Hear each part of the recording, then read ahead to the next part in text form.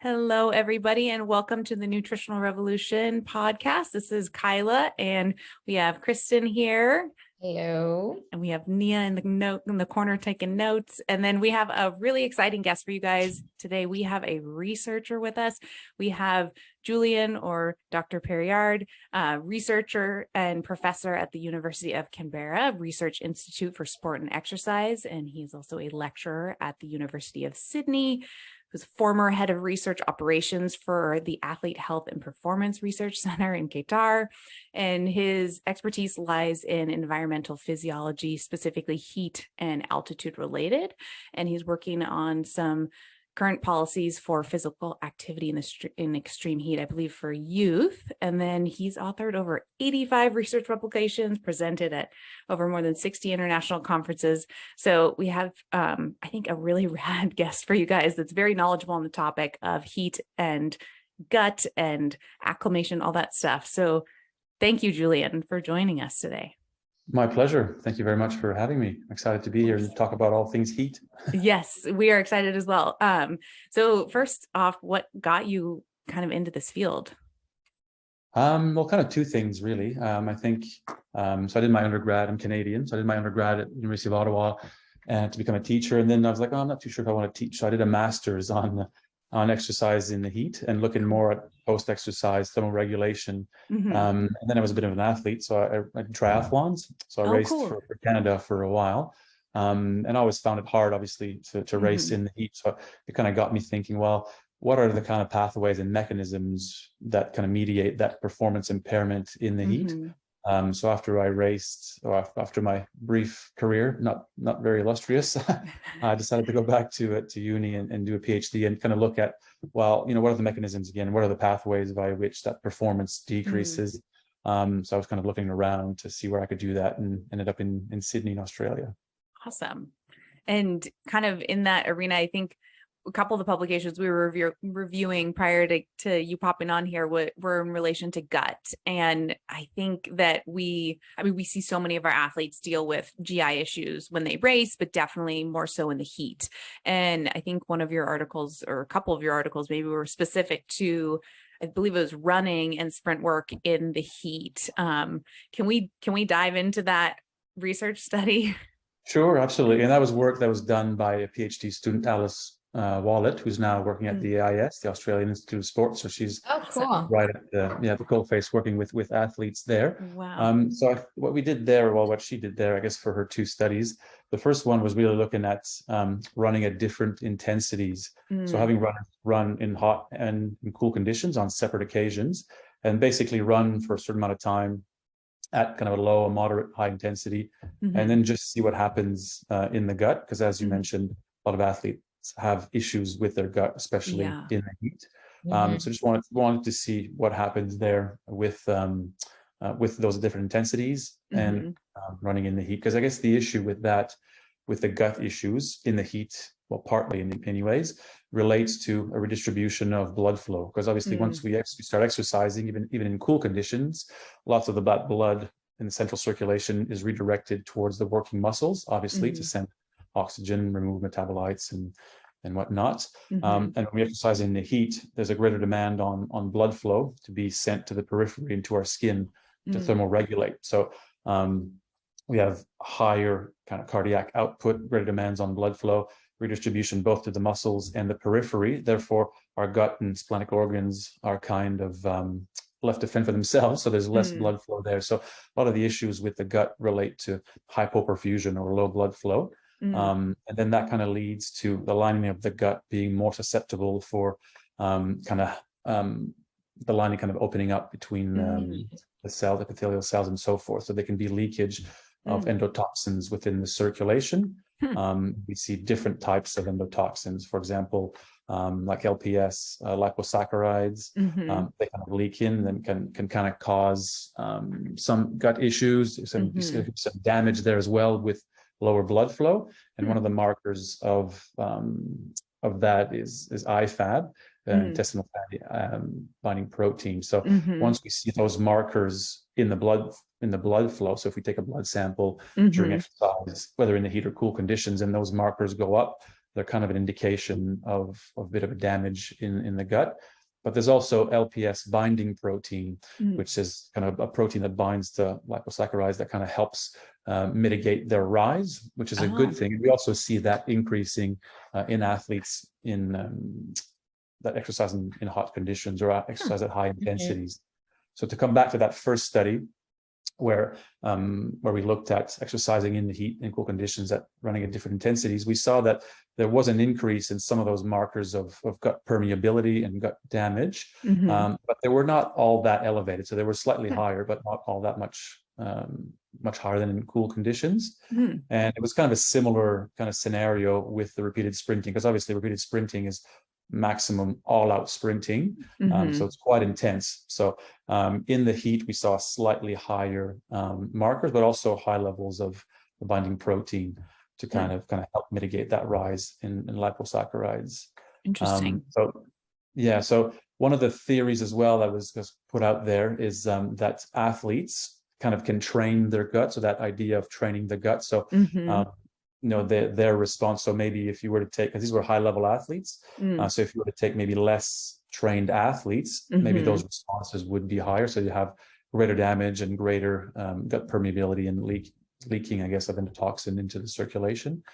So while that occurred, the athletes, I guess, or the participants we worked with seemed to tolerate it quite well. And there was no difference, if I remember correctly, in terms of the symptoms, like of gut disturbances. So their kind of perceived disturbances, like they didn't feel worse in terms of exercising in the hot or the cool conditions from a gut disturbance perspective.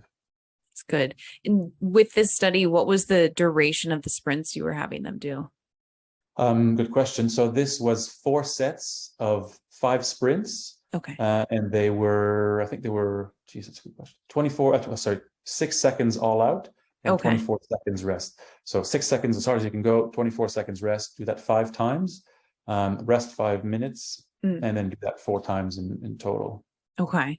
So it's rough. It doesn't sound very long, but when you're going all out, it's it accumulates. That rest period seems real short. Yeah. The longer you go, the 4th set is like, oh my gosh, brutal. Yeah.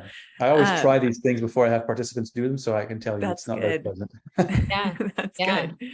How, out of curiosity, what do you think if you did this exact same study, but in like more endurance-based situations where someone is like talking about triathlon, like someone is out running consistently at a more moderate pace, but for 3 or longer hours, do you think that there would be similar results with these binding proteins? Or that's a good question. Yes, because there is lots of well, not lots, but there is data out there for ultra runners and long distance athletes where they do have issues like that. So even though the intensity is not as high, so the demand for blood flow to the gut and splenic organs may not be as reduced as it is as at high intensities, because of the prolonged duration of that lower blood flow that can occur in those long distance athletes as well, especially if they get dehydrated and their blood volume decreases even more.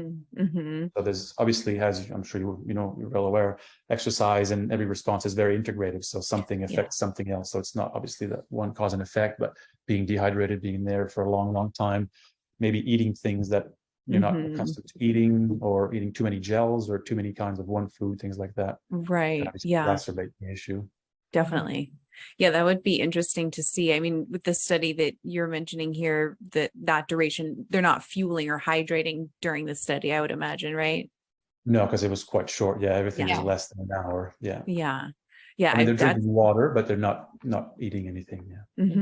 Yeah, so interesting. I think you bring up a good point too, which will tie us into a lot of the hydration research you've done, right? Is the blood volume piece, right? And if we're not bringing the fluids in and maybe maintaining that blood volume or minimizing that level of dehydration, then we start to see further implications on the gut too, I would imagine. But can we dive into hydration? Sure, absolutely. Yeah. I mean, all of the stuff you research is really like spot on. Like we could have not gotten a better guest, I don't think, on the podcast. Especially right now, because I live in Portland, Oregon, and it's been over 100 for the last few weeks. And my gut isn't used to this. Like, Yeah. you Yeah. know, so it's hard, and it's hard to encourage athletes to keep fueling, especially in these endurance feats, because they just don't feel like taking in anything, especially Well, in their gut. that's a very good point. And it's an interesting one as well, especially for running. I mean, if you're cycling, it's not too bad because there's less Yeah, kind of up yeah. and down movement bouncing around. But if you're a runner, I think there's so much you can drink, and then that fluid isn't absorbed as readily, and it kind of sloshes around and makes you even more comfortable. Mhm. You know, so gastric emptying, for example, depending on the athletes, you can vary a little bit, but you know, Mhm. you can't really kind of empty your gut more than 1.2, 1.5 liters per Yeah. hour, for example. Mm. So, you know, and if you're exercising at a relatively high intensity and you're sweating quite a lot, let's say 2 liters per hour, because if it's hot and so forth, you can never replenish those fluid losses. Mhm. Yeah. Or if you do, you're just feeling uncomfortable. So it's kind of a Mhm. compromise to a certain degree. Yeah. Yeah, very interesting. Yeah, that's a whole area too to dive into, is the like gut training, right? With the, like you're saying, to increase that gastric emptying rate. And there seems to be like a cap. It sounds like that 1.5 liters, which is interesting. I had a athlete we did some sweat testing with him, and he was losing 80 ounces an hour. I mean, he was an ultra runner too. So if you think about running for 12 hours and losing 80, there's no way he's in a You can deficit after. refuel. Yeah. Yeah. Yeah. It's a tricky spot to be in. Mhm. So in regards to the hydration and kind of thermoregulation research, can you kind of, I know there's so many factors, but dive into maybe some of the things that might affect somebody's hydration and thermoregulation Yeah. abilities? Yeah, well, I guess the first thing is maybe kind of describing what thermoregulation is, right? So obviously that's our body's ability to keep temperature down. So when we're at rest, our core temperature is roughly 37 degrees Celsius. So in Fahrenheit, I can't remember what that is, but I think it's like 98.6 or something. there you go, something like that. That's right. So we stay around there. So when we exercise, we gain heat. So as humans, we're very inefficient. So depending on the sport and the activity that we're doing, most of the energy that we release doesn't go into movement. It's actually released as heat. Obviously, some of it goes into movement. But for cycling, someone who's very efficient might be 20, 25% efficient. Therefore, 80, 85% of the energy is released as heat. So even in cool conditions, our core temperature kind of goes up, and that's obviously exacerbated when we exercise in the heat. So our body has pathways to lose heat, and well, there's two autonomic pathways. One is increasing skin blood flow. So we try to bring about all that kind of warm blood in the central circulation to the periphery, to the skin. And if the air temperature or the environment's cooler than our skin, then we can lose heat via convection, so airflow across the skin. And the other one is sweating. So obviously when we sweat as athletes, it's a good thing. Therefore, those little beads of sweat form on our skin, and then they evaporate, and then they kind of cool the skin, and then with the blood flow cool our central circulation. But the important thing obviously is for that bead of sweat to evaporate. So if it's very humid outside and our skin is saturated with sweat and it's just dripping off of us, yes, some of it may be evaporating, but really we're just getting dehydrated because all those beads of sweat falling off are kind of useless. The other thing too is that if the ambient conditions, so the air temperature is warmer than our skin, then we actually gain heat via convection, so through that skin blood flow. So at that point, sweating really becomes the only pathway for us to lose heat.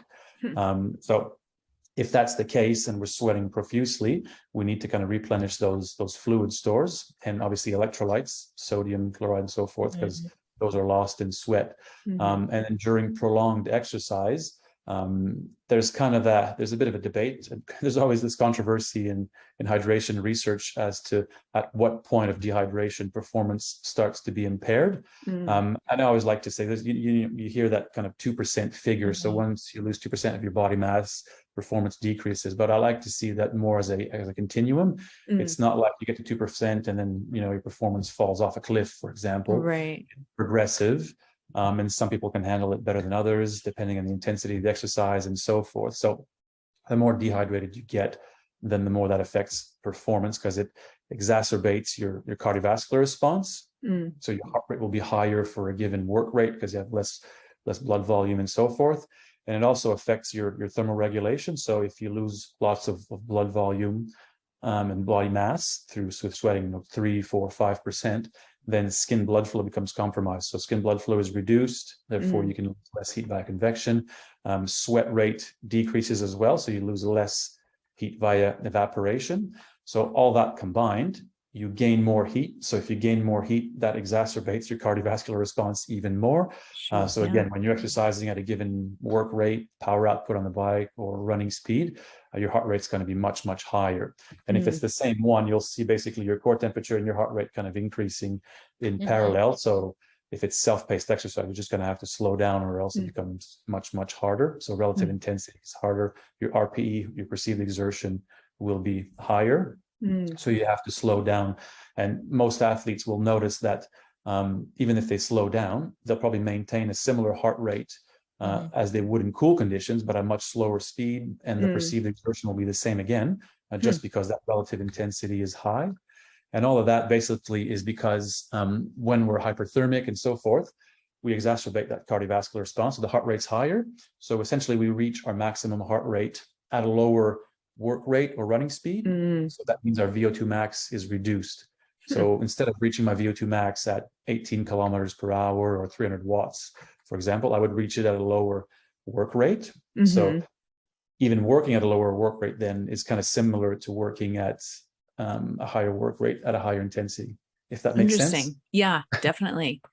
It's it is very interesting.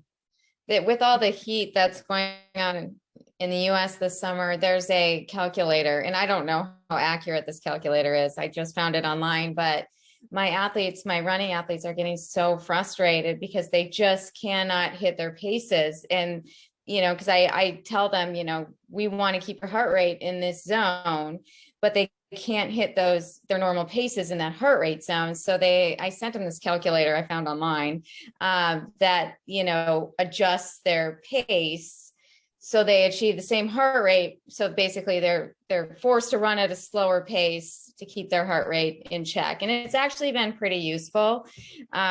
Just, because on those easy days, you can easily go over, your desired zone without this. So yeah, absolutely. Yeah. And yeah, there are calculators out there. But it's difficult because I don't know what the inputs are for this one in particular, but all of that all those things kind of interact together. Because when we think about athletes exercising in the heat, there's kind of two things we can think about. There's the environmental parameters and the personal parameters. So the environmental parameters are ambient temperature, humidity, wind speed, and solar load. And all of those obviously interact with the athlete. So the personal parameters are clothing and work rate, so metabolic heat production. So the higher the speed or the more work you produce, the more heat you produce. And then depending on the clothing you have on, that could also be a barrier to lose heat. So all of those things interact together. So obviously if it's hot, humid, you're under the sun, and it's not windy, well, that obviously is kind of a bad combination, because you're in the worst scenario ever, because there's no wind to kind of help cool you down and help with evaporation. And if you have lots of clothes, so all those things kind of work together. But you're absolutely correct. I mean, if it's very hot outside, you can maybe hit the same pace, but you're going to have a much higher heart rate. So if you're working off a heart rate zone, then it's obviously your running speed will be kind of reduced. So a few years ago, we saw a lot of people a long time ago, people were training a lot based on heart rate. And then with the advent of power meters and things like that, then people were kind of going off, or even pace with obviously GPS watches and things like that. So a lot of people train off of that, which is absolutely fine. But in the heat, as you noted, you kind of have to maybe kind of revert back to heart rate, because it'll increase. And it's not like it increases right away. The first 10, 15, 20 minutes, you're fine, but then it kind of creeps up on you, especially in those long runs or long bike rides. So it's important to keep an eye on heart rate if you're trying to work within a specific zone. Interesting. I mean, you mentioned humidity having an aspect. What about kind of the other end of that spectrum, being in a very dry environment? Well, being in a dry environment, if there's airflow, that's quite good, because it does promote the evaporation of sweat. So it's very dry, because sweating obviously has to do with the amount of sweat that's on your skin and the water vapor in the air. So if the air is very saturated with water vapor when it's very humid, then it's harder for those beads of sweat to evaporate because there's lots of water content or vapor pressure in the air. But if it's dry, you might find that, you're sweating a lot, or you lose a lot of body mass, but you're not saturated or drenched in sweat just because it's evaporating. So from that perspective, it does help with cooling you down. But obviously, if it's very, very hot and the air temperature is hotter than your skin, than skin temperature, then you'll still kind of gain heat by convection. So it's kind of, sometimes if it's cooler but more humid, it's not necessarily better than when it's hotter and drier. Interesting. And I'm sure you've heard of the WBGT, so the Wet Bulb Globe Temperature Index. So there's like 300 indices that kind of, or more than that, they can kind of quantify the stress of the environment. And the WBGT, the Wet Bulb Globe Temperature Index, is an index that takes into consideration ambient temperature, essentially humidity and solar load, and indirectly wind speed, and it gives you kind of a number about the severity of the environment. So, and that's used widely in different sporting contexts. And the ACSM, the American College of Sports Medicine, use that. And I guess that whole idea was developed by the US military, and there's different levels. So depending on the temperature you get, you can be fine, and they have flags, I think, actually. So different color flags. So when you get to a black flag, well, you stop exercising. If it's a red flag, if you're acclimatized or acclimated and you're fit, you can still exercise, but with caution and so forth. So those are the kind of the things you can look at. But the thing with those thermal stress indices is that they capture the stress of the environment, but they don't capture the stress of the individual in that environment. Because it can be quite hot, but if you're going for a walk, it's fine.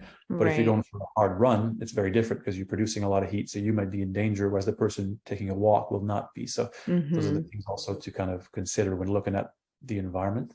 Interesting. I've had clients in the past where they have done longer runs in drier environments, and they were not keeping up with fluid intake because they didn't feel like they were sweating as much. Like like the sweat evaporated so quickly. Or I've had situations where, and correct me if this is wrong or not, this is my theory, but I think in the drier environment, the water out of the sweat evaporated so quickly that it left more visible salt crystals behind, which they were not used to seeing when they would just sweat, and the sweat would stay a little bit more on them. And so then there was this perception that they just needed to like load way more sodium than they would have normally. Is that something you've seen? Yeah, that's a good point. So I think whether you're in a a dry or a wet environment, the composition of the sweat is probably going to be the same, unless you train, and then obviously from pre and post training that might change and it might go down. But you're right. So if it's drier and that sweat evaporates, then kind of those electrolytes, so the sodium kind of cakes on your materials, so it's much more visible. But if it's humid and you're saturated with sweat, obviously it can't dry, so you can't see that visibly. Right. That's a good point. But I would suggest that whether it's humid or dry, the composition of the sweat is going to be very similar. So it's not like you need more sodium, for example, if it's drier. Yeah. It's just like, that you might see it more because it's not wet, it's dried onto your garment. It's so interesting. And that kind of makes me think too, like that was a male client that I had. But in one of your research articles, you mentioned body surface area. And I think you did some comparison from women to men and also looked at age ranges. Can you dive into a little bit of that and maybe how that might affect or not affect? Yeah, absolutely. There's different factors with obviously with thermoregulation. They're not as large. Well, I guess it depends. Yeah, it's always it depends in physiology. But for example, between men and women, there's not much of a difference other than when exercising at a very high intensity in an environment that's uncompensable. So an uncompensable environment is the combination of the environment itself, so the characteristics of the environment being very hot, and also the athlete exercising at a high intensity. So what makes it uncompensable, it means that you're gaining more heat than you're losing. So you're not in heat balance. So your core temperature is always going to rise. Whereas when it's compensable, you'll obviously have a rise in core temperature initially, but then it'll plateau because you're maintaining heat balance at a certain core temperature. So in uncompensable conditions, women have a lower sweat gland output, so overall whole body sweat rate is a bit lower at those higher intensities. So that's one of the differences between males and females. With with older adults, for example, well, we do find that older adults that train for their whole life kind of do maintain that ability to thermoregulate and have a higher blood volume than older adults that don't. But older adults that don't train, for example, have a lower blood volume, therefore will have a lower skin blood flow. They have a lower redistribution of gut and splenic organ redistribution to kind of help with thermoregulation, lower sweat gland output as well. And then there's also all those things about body surface area, body mass, and body composition, which is kind of difficult to get into. But with a body surface area, for example, smaller individuals have a lower body surface area. So, and you think of body surface area is your skin essentially being like, well, your height and your body mass, but really body surface area is your skin interacting with the environment. So if you're smaller, you have less surface area to interact with the environment. So if two individuals exercising and producing the same amount of heat, the smaller individual will heat up more quickly. One, because they're smaller, so less of a heat sink to kind of capture the sink, and less ability to kind of lose heat to the environment.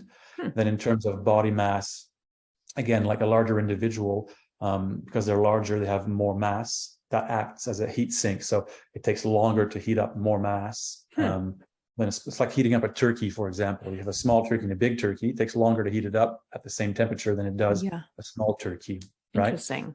But yeah, and then there's also the intensity at which you exercise. So a lot of times, you know, exercise is prescribed at a relative intensity of VO2 max, so 60% VO2 max. But the problem with the issue there is that, you know, well, if there's differences in VO2 max, someone might exercise at a higher work rate than someone else, therefore they'll be producing more heat. So sometimes you try to prescribe exercise based on the amount of heat you produce per kilogram. So by doing that, you can have individuals of two different sizes, but if they're producing same amount of heat per kilogram of body mass, then they'll have a similar change in core temperature. But if they're producing the same amount of absolute heat, so like for 500 watts of heat, then a smaller individual will heat up more quickly. But if it's 5 watts per kilogram, then they'll heat up similarly. But the smaller individual will obviously be producing less absolute heat. Interesting. I know I threw a few concepts in there. I hope that kind of makes sense. But this just is talks so about all the relevant to myself. Thank you. I've always wondered that because I'm very small, very petite. And when I start exercising very soon, I reach that point of like, I get very uncomfortable very fast in the heat. Way more than other people that I'm exercising with. And I've always wondered that. I just thought it was just me, but I've never, that's really interesting to hear the body size thing. Yeah, I mean, if you're running with someone who's much bigger than you and you're both running the same speed, then you're likely to heat up a bit more quickly. But I mean, again, then there's also those aspects of, you know, who's more acclimatized or acclimated to the heat, who's more trained, which is something we can get in later on. But yeah, so there's different aspects. And in terms of body composition, that's another one. So like lean tissue and fat tissue have a different specific heat capacity. So it takes less energy to heat up fat than heat up lean tissue. So interesting. Larger individuals might heat up more quickly. And differences in body fat percentage, unless they're 20% difference in body fat between individuals, you're not going to see much of a difference in terms of changes in core temperature. So like if we had twins and one of them was 40% body fat and the other one was 15% body fat, we would see the one with lower body fat and more muscle take longer to heat up, you're saying? Yes. Okay. Yeah. So if they weigh the same Wow. Super interesting. Just knowledge bombs over here. I know. Amazing.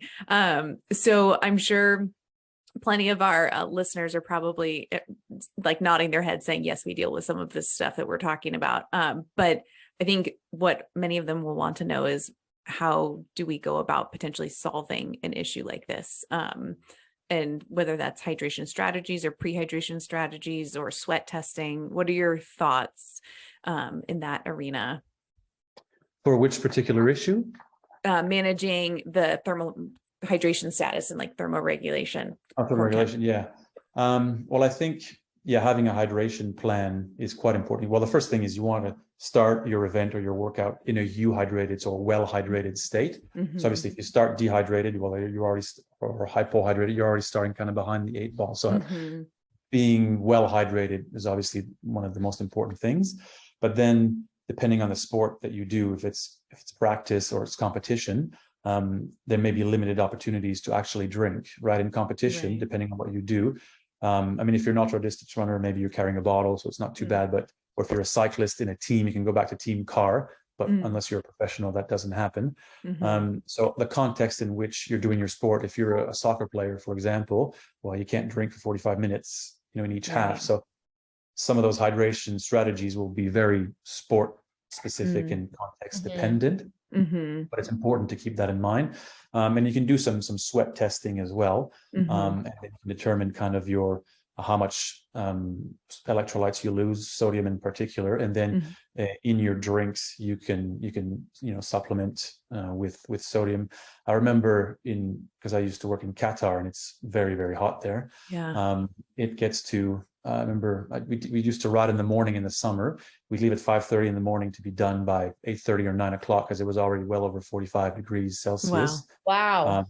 And I remember taking, the oral rehydration solution, which if you take it just randomly, tastes very salty because it's high in sodium. But that's actually what I would put in my bottles. I could put half of one in one bottle, half in the other one. Oh my goodness. It wouldn't even taste salty. It'd be like, oh, this tastes good. Just that's what I needed in that environment. Yeah. So just obviously testing those things, and you don't have to test yourself with sweat sodium patches and things like that. You can just do things by trial and error. You could even have water with a bit of orange juice and a couple of tablespoons or teaspoons of salt, and just to see how that feels. That by trial and error. And the other very important one, and one of the things I do a lot of research on is heat acclimation or acclimatization. So there's a bit of a distinction between the two. So acclimatization is just basically naturally adapting to the environment. So as we go from winter to spring to summer, we acclimatize to summer, whereas acclimation is more artificial. So you go into an environmental chamber that's hot and you purposely train in the heat, or you another way, for example, is training in cool conditions, but then sitting in a hot bath or in a sauna. So anything that's artificial is acclimation. So by acclimating or acclimatizing to the environment, there's a lot of adaptations that develop. So our resting core temperature, our resting heart rate, and even skin temperature are reduced. So that kind of gives us a bit of an advantage going into exercising in hot environments. We thermoregulate better. So our onset thresholds for sweating and skin blood flow occur at a lower core temperature because it's reduced. So we start thermoregulating earlier. Our sweat rate is increased. So we can obviously lose more heat to the environment, and our sweat sodium concentration and electrolyte losses are reduced. So we conserve more sodium. And so forth. And that obviously helps with the cardiovascular response. So if we're cooler, conserve more fluids, then our heart rate's going to be lower for a given work rate. It'll still be slightly higher than in cool conditions, but it'll be lower than before acclimation. So heat acclimatization or acclimation are quite important for athletes. They might also help reduce the risk of exertional heat illness. So obviously if our core temperature is lower, that obviously reduces that risk. So heat acclimating, making sure athletes that we're well hydrated, those are all things that are obviously helpful for mitigating the effects of heat stress on performance. That's Have super you interesting. done any research on like which form of heat acclimation works better? Like, whether it's going in the sauna after you work out or, sitting in the sauna before, anything like that? Yeah, that's a good question because there's quite a few heat acclimation approaches. So one of the traditional ones was constant work rate exercise. So you jump on a bike or a treadmill and you run at a certain speed, or your bike at a certain work rate for 60, 90 minutes. And obviously as the workout progresses. Is that at a controlled heart rate? I was reading that. No, so that's a different one. So this constant work rate run is the work rate stays the same. So your heart rate will increase. Will go up. Yeah. That's right. Yeah. The other one is maybe self-paced exercise. So you just basically do your workout, you change the intensity. Another one is controlled heart rate, as you mentioned. So you go in there, obviously you have to get your heart rate up to a certain point, and then you just basically maintain that heart rate. And it's like we were talking about before with exercising in the heat, you might find that your the work rate decreases to maintain that heart rate Maintain that throughout heart the rate. session. Sure. But as you adapt throughout the sessions, like from day 1 to day 10, for example, for that same heart rate, your work rate or your running speed or your power will increase. Another one is controlled hyperthermia. So you get to a certain core temperature and you maintain that. Obviously, you need to measure core temperature by doing that. And there's different ways to do that. The easiest way for athletes is just to take a capsule, a gastrointestinal capsule. Oh, yeah. But those things are probably $100 each. And Oh, wow. you need to take it at least 5 to 8 hours before you exercise, because if it's still in the stomach and you're drinking water and it's cold, it'll affect the temperature. Right. Sure.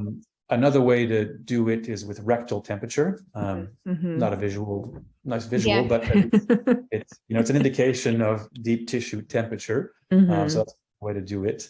And then the other one, as you mentioned as well, is exercising. Well, either not even exercise, but going in a hot bath or in a sauna. So passive heat acclimation. Or one of the methods that's quite popular now is, especially for people who don't have access. Well, if it's not hot outside, or don't have access to an environmental chamber, for example, is you can go do your workout or your 30-40 minute run, 1 hour run. And even if it's cool outside, you'll still have a bit of a core temperature rise and you'll start sweating. But when you get home, you jump in a bath that's about 39-40 degrees Celsius, which is maybe just over 100 degrees.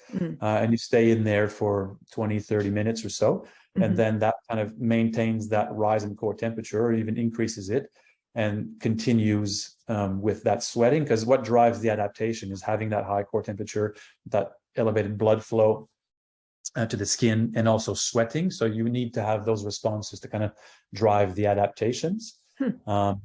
So those are all kind of the different pathways to do that. And I guess for just the kind of the run-of-the-mill athlete, the weekend warrior, obviously they're not going to go to a university and do 10 days in a row of heat acclimation. So things like that, jumping in a hot bath, for example, after a workout is something they can do. You do have to be careful coming out of the bath though, because you might have a bit of blood pooling in the legs. So you might be a bit defensive and so just be careful not to, do your session, get up and then kind of pass out in the bath, bump your head. So something to be wary of. Is a key part of that not drinking during those like hot tub or sauna sessions? No, I think you can stay hydrated. That's another one. Okay. Yeah, I was just going to research. ask about that because I read that in the paper. I think I read it like 3 times to try to, but I think you'll do a better job of explaining it. Yeah, well, it's well, maybe everything hydration is controversial, I guess, but it's maybe somewhat of a contentious issue about whether during heat acclimation, whether you hydrate or you don't hydrate. So if you don't hydrate, then do you kind of exacerbate the responses of that unique session, and then as you progress, and then does that kind of promote better adaptations, their magnitude, or does it increase the time frame that those adaptations develop?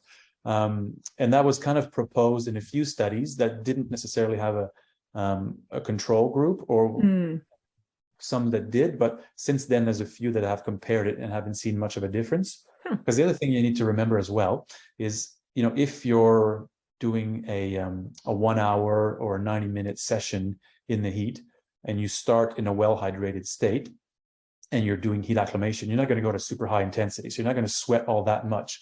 So let's say you're sweating 1.5 liters per hour. I'm not too sure how many ounces that is.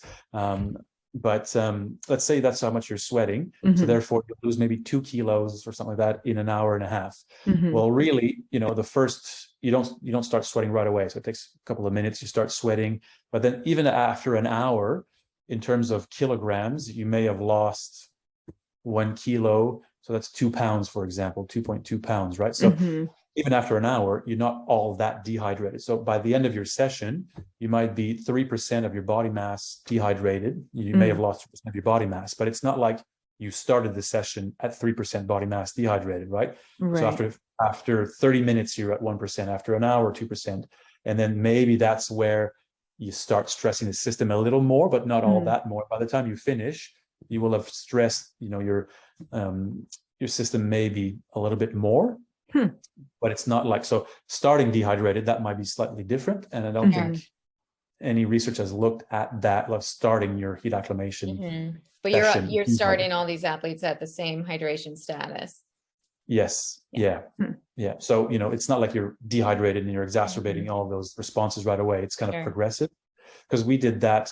So we did 10 days in a row, letting people dehydrate to about 3.5%. And then so 10 days in a row, 90 minutes, 40 degrees, 40% humidity with a bit of fanning. And then those same individuals came back a few months later, and we gave them fluids so that they won't only maybe lose less than, I think it was 10 or less than 0.5% of body mass. And I was one of the participants. And I remember having to drink 500 mils every 15 minutes. Oh my maintain, goodness. because I was losing 2 liters per hour. And it was a lot. I was on the bike. Yeah. And it didn't feel too bad. Running, I wouldn't have been able to do it. Wow. But there wasn't a difference really in the adaptations between those two, the dehydration and hydration. Wow. Are you using just plain water? No, we were giving them, what was it? It's an electrolyte solution. Okay. I can't remember which one, like High Five or something like that, maybe. I'm not too sure. Interesting. And you mentioned the increased sweat sodium concentration with the heat acclimation. Is that reduced? Sorry. So is that something that is enough of a change for the athlete to change their hydration sodium concentration in their bottles? Good question. Possibly. It depends. It's always it depends, right? Because the other thing to consider as well is training, right? So if someone's very highly trained, they have partial acclimation, because when you're training, you're running, you're increasing your core temperature, you're sweating, so you're inducing some of those adaptations. So if you're taking someone that's very highly trained, a lot of the adaptations might be a lot smaller than someone who's not as well trained. So it's something to consider, and something might be measurable. So interesting. Yeah. So they could sweat sodium test maybe prior to heat acclimation and then post heat acclimation to see the sodium variation. Because the other thing to consider as well is your sodium concentration is lower, but you're sweating more. So are you losing more, or are you losing the same amount as before? Yeah, I see. Yeah. In terms of total, Interesting. Yeah, that is great. And so with talking about heat acclimation versus heat acclimatization, can one get the effects from, and you tell me the duration and how often someone would need to do heat acclimation, but are they getting a similar result that would be as if they were not doing heat acclimation, but acclimatized through summer, for example? Or is it in excess of the Very benefits? good question. Very good question. So we actually did one of my PhD students did a review recently of all the seasonal heat acclimatization papers, and the papers the research is quite mixed, but there is an effect there. But what you probably notice is that the effect of acclimatization or seasonal acclimatization is less than acclimation.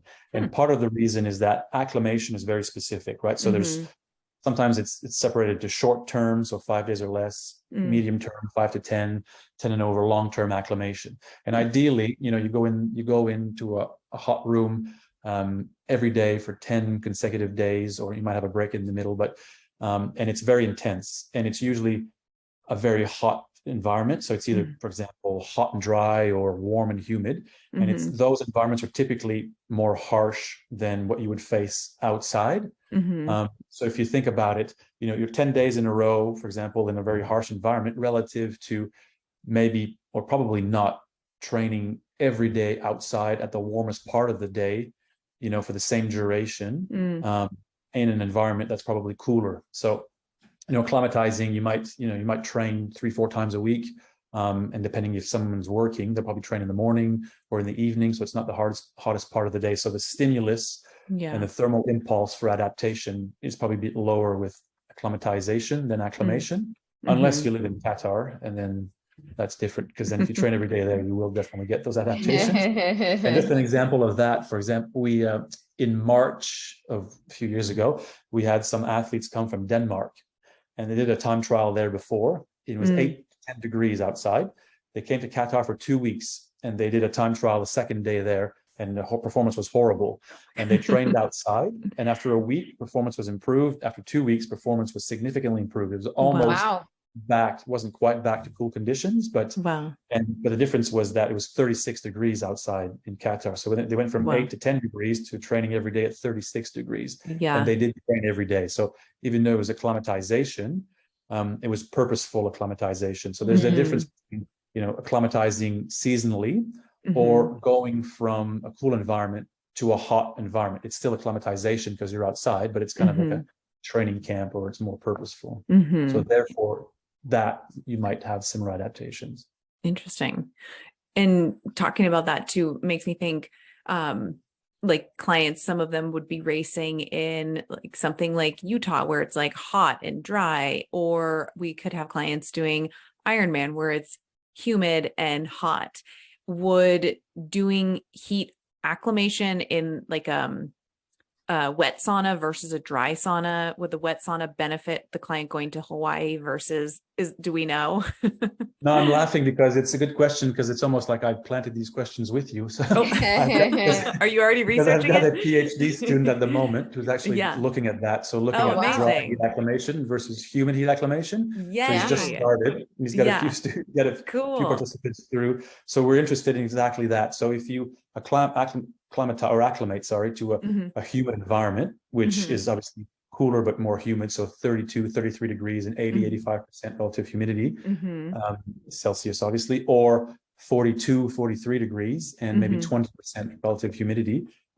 What's the level of adaptation? What's the magnitude of adaptation? And what's the level of cross adaptation? So, how well do you thermoregulate, or does it change? And how does it affect performance as well? So we want to kind of look at that. So at the moment, there hasn't been many studies, and it's kind of a bit of a balance. But there appears to be a trend for maybe slightly higher sweat rate in humid conditions, which really doesn't help you though, right? If anything, a higher sweat rate would help you in drier conditions. So physiologically, you'd think that would increase there. So we want to try and kind of tease those things out. Yeah, so interesting. But having said that, being acclimatized to either environment is better than, and going to the opposite one is better than not being acclimatized and going the opposite one. Sorry, I interrupted you there. No worries. I just want to be mindful of your time. I know we're getting close to the hour here. I guess one other question I just wanted to ask you, and I'm sure Kristen probably has them as well, is for our listeners talking about heat acclimation. You mentioned the short-term, moderate, and long-term. What if a listener was wanting to do some form of heat acclimation, what process would be kind of get them the most bang for their buck? Very good. Another good question. I guess it all depends on what's available to them, right? So like I was talking before, if they probably don't have access to an environmental chamber, I mean, there's some research that has shown that you can get some benefit, if you go into your room, you put a bunch of heaters and extra clothes on. So you'll be sweating profusely, you'll get hot. So you can get some adaptations there. Probably the best thing to do would be to kind of sit in a hot bath, if someone has that, in terms of what they have available. So just go run outside, do your normal workout, and then go sit in the bath afterwards. 40 degrees-ish. So you just go to the local hardware store or something, get like a, something to measure water temperature. And just kind of sit in there 20, 30, 40 minutes. I wouldn't go much more than 40 minutes, and you can progress in terms of the length. Ideally, in research, we do consecutive days, or for example, 5 days in a row, weekend off, another 5 days. 5 days in a row would be beneficial because it does induce or start the induction of those adaptations. You wouldn't get, the optimal acclimation status because it's only 5 days. So you want to go more. But having said that as well, for the athlete who's kind of working and things like that, it might be difficult to train every day. And that's also what we're trying to look at with athletes here. So we have a project with the Australian Institute of Sport to kind of look at heat acclimation for athletes. Because obviously, well, as I'm sure all of you know very well, with athletes, you're on a regimented training program. So it's not like 2 weeks before competition, you're going to say, all right, I'm going to go train in the heat now, 90 minutes a day for 10 days in a row.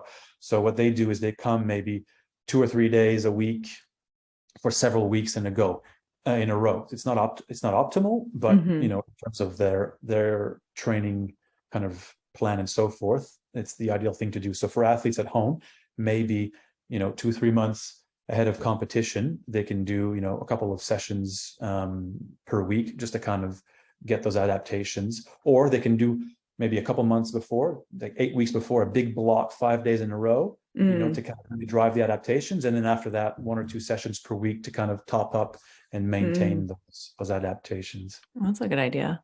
And if someone were to do this heat acclimation and then not continue to do it, how quickly would the results return to baseline? Well, it depends. So if you get out of the heat and you don't train whatsoever, you'll lose them relatively quickly. There's different kind of scenarios, but you probably lose 2.5% of your adaptations per day that you're not in the heat. Wow. But if you train, for example, if you do go outside, even if it's cool and you exercise, well, again, you'll get somewhat hot and you'll sweat, so you'll maintain them a little better. But after a couple of weeks, for example, you might have lost 20 to 40%, maybe 30% of your adaptations.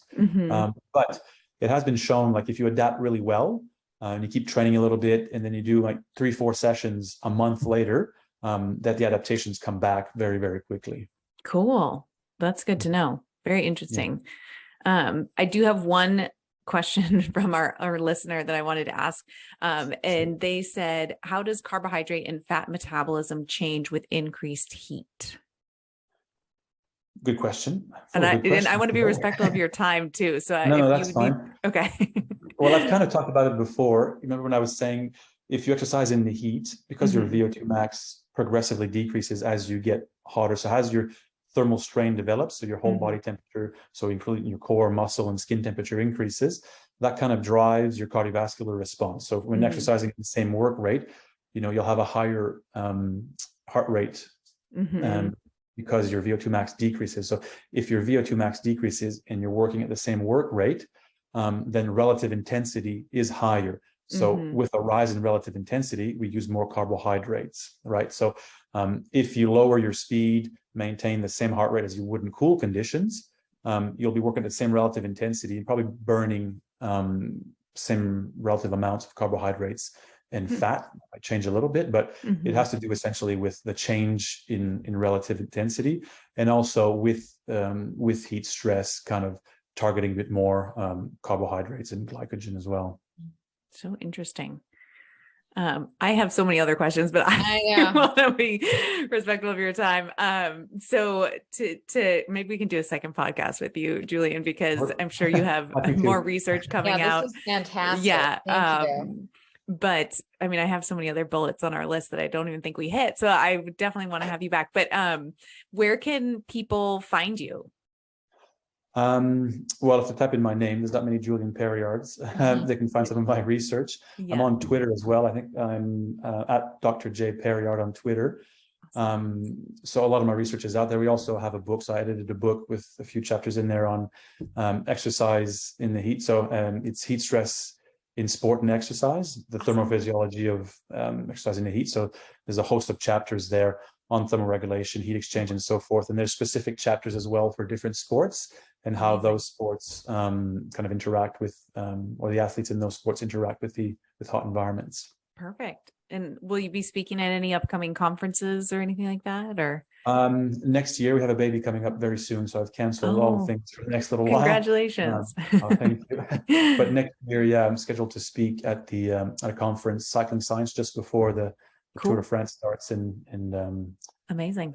Another European one. All right. Well, thank you again so much for your time. This is like so many little nuggets that I got to file away. But yeah, we would love to have you back, and we will make sure to include all this in the show notes for our listeners. So thank you again so much for your time, Julien. Oh, it's my pleasure. Thank you for having me. Thank you.